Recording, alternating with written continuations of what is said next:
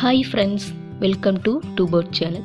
Hello friends, இன்றைக்கி நம்ம சேனலில் 5 நிமிஷத்தில் டிஃபன் சாம்பார் எப்படி ரெடி பண்ணுறது அப்படிங்கிற வீடியோ தான் பார்க்க போகிறோம். ஸோ ரொம்பவே ஈஸியான சிம்பிளான ரெசிபி தான். 5 மினிட்ஸ் கூட அதிகம் தான் இது ப்ரிப்பேர் பண்ணுறதுக்கு. ரொம்ப குயிக்காக சட்டுன்னு பண்ணிடலாம். அதுக்கு முன்னாடி நம்ம சேனலை ஃபஸ்ட் டைம் பார்க்குறவங்களா இருந்தால் சேனலை சப்ஸ்கிரைப் பண்ணிவிட்டு பெல் சிம்பலை கிளிக் பண்ணி ஆல் ஆப்ஷனை கிளிக் பண்ணிக்கோங்க. அப்போ தான் நான் போடுற வீடியோஸ் எல்லாம் நோட்டிஃபிகேஷனுக்கு வரும்.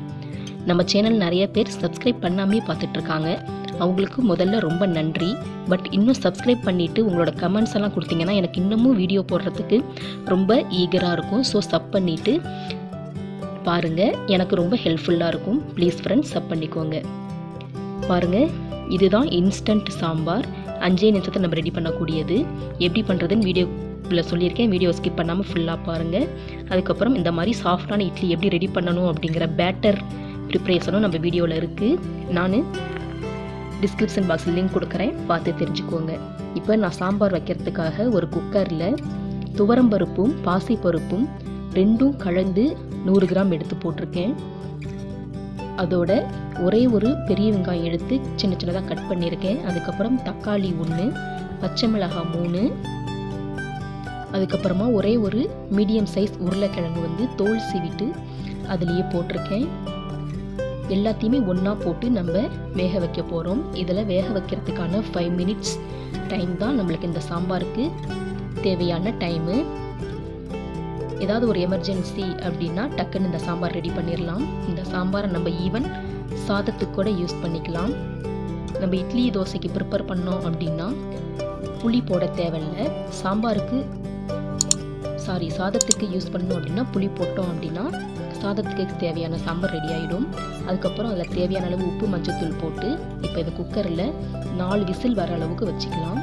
அப்போ தான் பருப்பு வெங்காயம் தக்காளியெல்லாம் நல்லா வெந்து வரும். இட்லி சாம்பாருக்கு பருப்பெல்லாம் நல்லா மசிய வெந்திருந்தால் தான் டேஸ்ட் நல்லாயிருக்கும். ஸோ 4 விசில் விட்டுக்கலாம். என்னோடய குக்கருக்கு 4 விசில் விட்டால் கரெக்டாக இருக்கும். அதே மாதிரி உங்கள் குக்கருக்கு தகுந்த மாதிரி விசில் விட்டு எடுத்துக்குவாங்க. பாருங்கள், இப்போ நான் 4 விசில் விட்டுட்டேன்.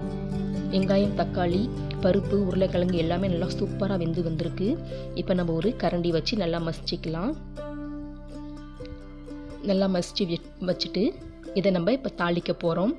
அவ்வளோதான் ஃப்ரெண்ட்ஸ், நம்மளோட 5 minutes instant quick sambar ready ஆயிடுச்சு. டிஃபன் சாம்பார் பாருங்கள், நான் வேறு ஒரு பவுலுக்கு மாற்றிட்டேன். இப்போ நம்ம இதை தாளிச்சிக்கலாம். அதுக்கு முன்னாடி நான் மெட்ராஸ் சாம்பார் மசால் நான் கொஞ்சமாக சேர்த்துக்கிறேன். சாம்பார் மசால் சேர்த்துட்டோம் அப்படின்னா அப்படியே ஹோட்டல் ஸ்டைல் டிஃபன் சாம்பார் மாதிரி நம்மளுக்கு டேஸ்ட்டு கிடைக்கும். இதை நம்ம சேர்த்துட்டு கொதிக்க வைக்கணும்னு அவசியம் இல்லை. ஜஸ்ட் ஒரு ஸ்பூன் சேர்த்துட்டு நம்ம மிக்ஸ் பண்ணி விட்டுட்டா போதும். இப்போ தாளிக்க போகிறோம். நான் தாளிக்கிற பேனில் கொஞ்சமாக ஆயில் விட்டுட்டு கடுகு கொஞ்சம் ஜீரகம் கொஞ்சம் போட்டு பொரிஞ்சதுக்கப்புறம் கொஞ்சமாக கருவேப்பிலை போட்டுக்கிறேன். போட்டுட்டு இப்போ சாம்பாரில் ட்ரான்ஸ்ஃபர் பண்ணிட்டேன். பாருங்கள், நம்மளோட டேஸ்டியான டிஃபன் சாம்பார் ரெடி ஆயிடுச்சு. இவ்வளோதான் ஃப்ரெண்ட்ஸ். இந்த சாம்பார் ரொம்பவே டேஸ்டியாக இருக்கும். நம்ம குக்கரில் எல்லாமே போட்டு வேக வச்சதுனால எல்லாமே ஒரே அளவில் நம்மளுக்கு பாயில் ஆகிட்டு ரொம்பவே டேஸ்டியாக சூப்பராக இருக்கும். நீங்களும் இதே மாதிரி ரெடி பண்ணி பாருங்கள். எப்படி இருந்துச்சு அப்படின்னு கமெண்ட்டில் சொல்லுங்கள். இந்த வீடியோ பிடிச்சிருந்தா லைக் பண்ணுங்கள், ஷேர் பண்ணுங்கள், சப்ஸ்கிரைப் பண்ணுங்கள். மறக்காமல் பெல் சிம்பலை கிளிக் பண்ணிக்கோங்க ஃப்ரெண்ட்ஸ்.